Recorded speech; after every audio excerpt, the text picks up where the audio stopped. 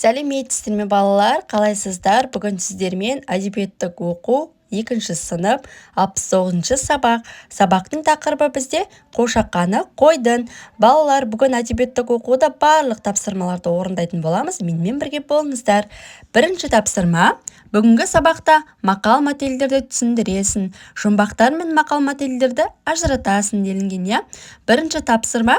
4 түлікті ата делінген. Бізде 4 түлік малымыз жылқы, түйе, қой, ешкі, сиыр, я балалар. Балалар, менің каналыма тіркеліп алыңыздар. Менің каналымда математика және де қазақ тілі әдебиеттік оқу сабақтарының барлық жауаптарын салып қойды. Ендеше келесі тапсырманы қарайық, балалар. 4 түлік қазақ халқының жесе, азғы, кисе, киімі, мінсе, көлігі болған. Сондықтан халық оларды ерекше құрметтеп жыр арнаған, иә? Ал балалар, екінші тапсырма мақал-мәтел мен жұмбақты ажыратыңдар делінген, иә? Бізде мында кесте сызылған. Бірінші, мал өсірсең қой өсір, өнімі оның көл өсір деген, иә?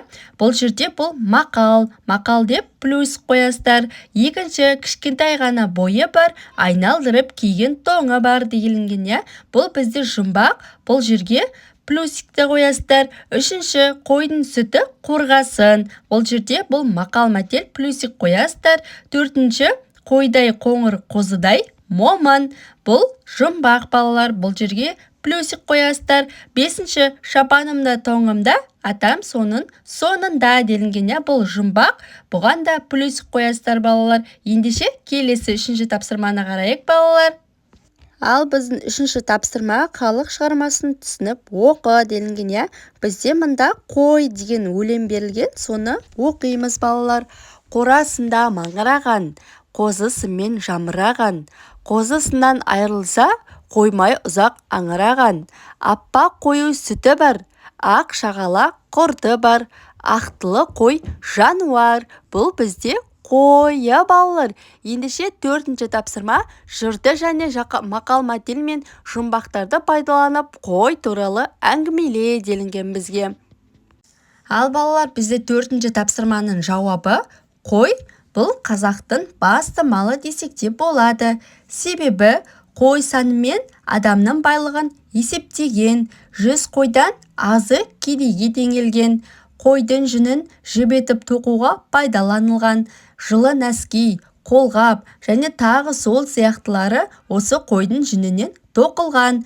Қонақ келсе қой сойған, себебі бұны сою тез әрі оңай. Сиыр мен жылқымен салыстырғанда қой еті көп пайдаланылған.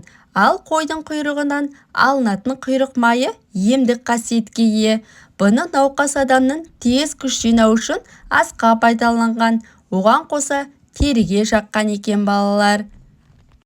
Ал балалар, бізде соңғы тапсырма, 5-ші тапсырма, қойдың пайдасы туралы кестеге сүйеніп жаз делінген.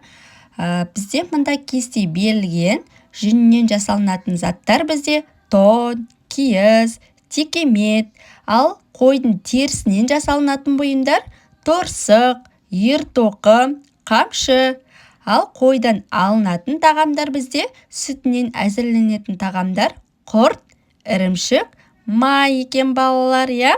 6-ші тапсырма өлеңді жаттап ал делінген. Ол сіздер өздерінше, өздік беттерінше орындайсыздар, өлеңді жаттайсыздар. Ал балалар, осымен біздің сабақ аяқталды. Келесі сабақта кездескенше сау болыңыздар, балалар.